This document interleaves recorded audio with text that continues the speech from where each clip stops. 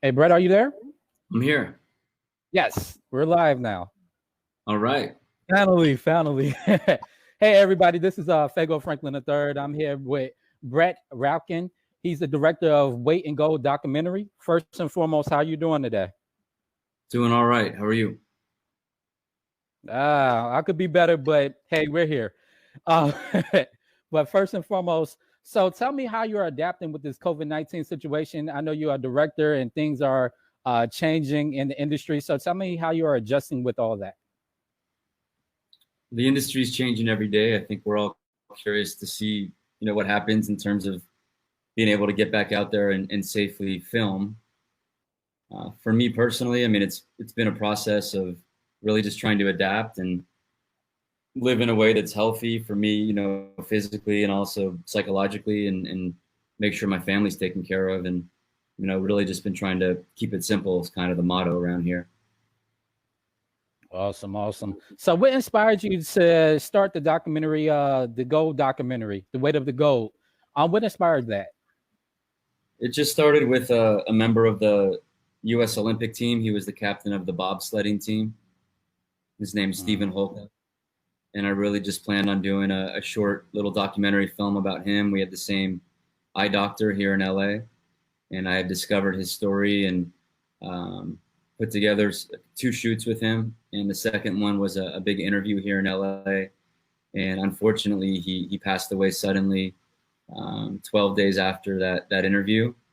And it sort of just, evolved from that. Awesome. So I know the show talks about mental healthness. I meant mental health awareness. So what does it mean to you that you have all these athletes as well as celebrities on this big stage and platform talking about the awareness of mental health? I think it's profound. I mean, it just came out last night, and it's going to be on HBO for the next 10 years minimum. So I think it's really just the start, but to get this on HBO, and we're going to be releasing it internationally as well over the coming months. I really hope and think it has the possibility to start a conversation that's far overdue. I mean, just trying to get people to be more comfortable with talking about mental health and getting help when they need it. What advice can you give people such as myself, as well as others that are grieving from a loss that we had within our loved ones that are dealing with mental health? What advice can you give us about moving forward during our grieving stages? Can I ask you a little bit about your experience, just so I can best answer that? Yes, sir. So 2 years ago, my brother happened to kill himself. He was dealing with mental health for years. And, I had talked with him 4 days prior. And, I get a phone call from my mother, and he jumped in a pier and drowned. And he was just going through all sorts of different problems.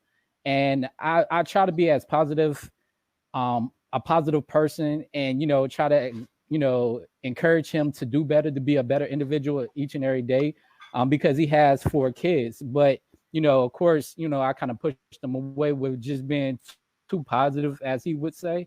So what advice could you give me as well as others that are grieving and just trying to figure out the why of, a person that they love killed themselves?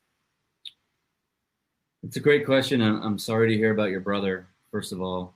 I'm not an expert in grieving necessarily, and I can't imagine what it's like to lose a family member that way. I guess all we can do is just try to make people feel more comfortable talking about it. Was he comfortable talking about it, and did he seek help during his life? He tried to reach out to other individuals, but when somebody got kind of too close, when they was talking more so uplifting and encouraging and faith, that's where he kind of shut everybody out. So it was like he was trying to reach out, but then at times he was, shut down. So, it was weird because I was just talking to him. I didn't even have the thought that he was going to kill himself because he never mentioned anything like he was feeling down or anything like that. Most of us, me and him, we both had 2 jobs at that time, and we was working daily. And, he sent me a picture of my niece, And then all of a sudden, 4 days later, I get a call from my mother that's telling me he had passed away. And she was kind of in shock. And she had asked me, did I know what was going on? I'm like, no. So I ended up going on his social media page and found out through all his friends that he had passed away the night prior. So it was just a shock to me. Yeah, sometimes it seems like this is something that, people do suddenly, and sometimes it's something they've been planning for a long time and try to do multiple times. And, I just think that somehow we have to figure out a way as a society, like right away, to make people feel more comfortable talking about these things, and then making it really easy for them to get the help they need, whether they're Olympians or your brother. Mm-hmm. Thank you. I definitely appreciate that. So in your journey, what obstacles did you have to overcome with being a director and filming different films? Over the course of my career? Yes, sir. Well, it's a really competitive business. There's a lot of people from all over the world that, whether they're moving to LA or New York or, anywhere in the world, that want to do this sort of thing. And it's an incredible art form and means of expression, but it can be a tough way to make a living just because of how competitive it is. For me, it's been an evolution of learning about what kind of subjects interest me. Doing this film has really made me even more sort of, sure that I love telling stories that matter through the lens of sports, because I grew up playing sports and in a sports family, but also a family that was lawyers and was always talking around the dinner table about, civil liberties and things like that. So, for me, everybody's route is different, but I kind of just jumped into it with making something. You can see it over this shoulder here, space. Mm-hmm. In both these projects, mm-hmm. I'm here in my home garage, which is now a gym, but Spaceman and Holy Land Hardball, those are both things mm-hmm. that I, was able to go out and find the resources and borrow cameras and do whatever needed to shoot something, and figure out, I taught myself how to edit and then taught myself how to find distribution. And along the way, I also worked for some great clients like the NFL and different networks. And but that's been my journey, is just a little bit of working for clients, doing things that speak to me, and just learning along the way and being persistent. Even with this project, it's been 3+ years of persistence and just getting every day and grinding. So I know you just stated that you're a big sports fan.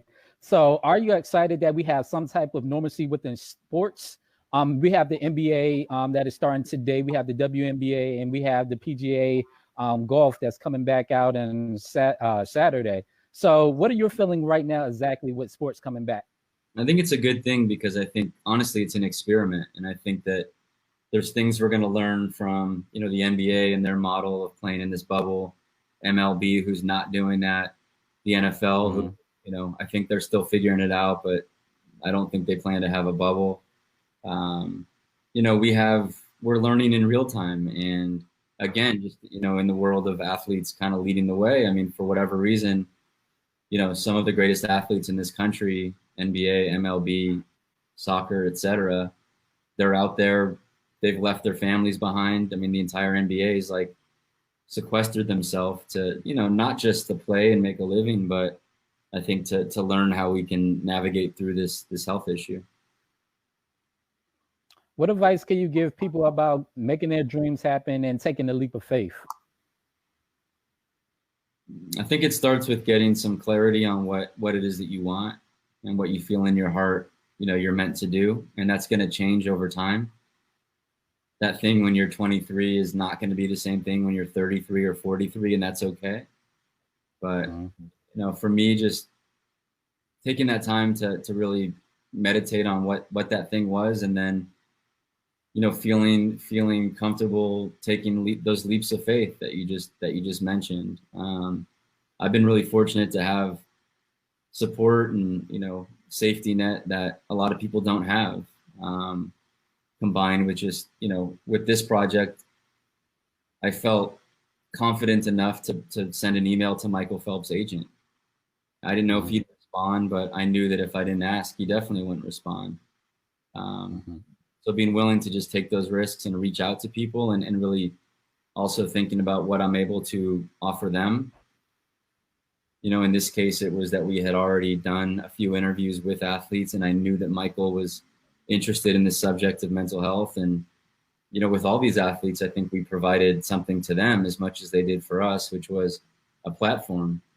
You know, all they had to do was kind of show up and share. You know, we hired the camera crew and secured the locations, and so we provided an opportunity for them to talk about something that they were ready to do. And my last question is, in the near future, would you like to do a documentary of basically what's happening in 2020? You know, from the Black Lives Matter movement to the coronavirus stoppage. Would you love to do a documentary about that? This is definitely a fascinating time. I mean, my personal experience, like, you know, I went to New York in the beginning of March to finish this film at HBO's offices, and I was planning on staying there March and April. And by March 11th, I was on a flight home because the offices had shut down, and I watched in real time as the NBA shut down that Thunder Jazz game with Rudy Gobert and you know Chris Paul asking where he was, and Trump giving I think his first big speech that night. Too bad it wasn't his last, but that's another interview for another. Yeah, I mean it's hard. I mean we're in the middle of it right now in this country, and it's scary because a lot of other countries have gotten their arms around this thing and we haven't. So, you know, I think it's going to be fascinating to see what kind of stories, both documentaries and scripted, come out of this time. I mean, when we watch a scripted movie about something that took place right now, are people going to be wearing masks? You know, in that movie, only time will. Thank you for joining me on the show. I definitely had a blessing with talking with you. Thank you for the kind encouragement, talking about what I need to do in order to, you know, kind of heal with the situation with my brother. So I definitely appreciate those kind words. Keep in touch, and you're a great interviewer. Keep doing what you do. Thank you, sir. I appreciate it. Talk to you soon, buddy. All right, be well. Yes, sir. Bye.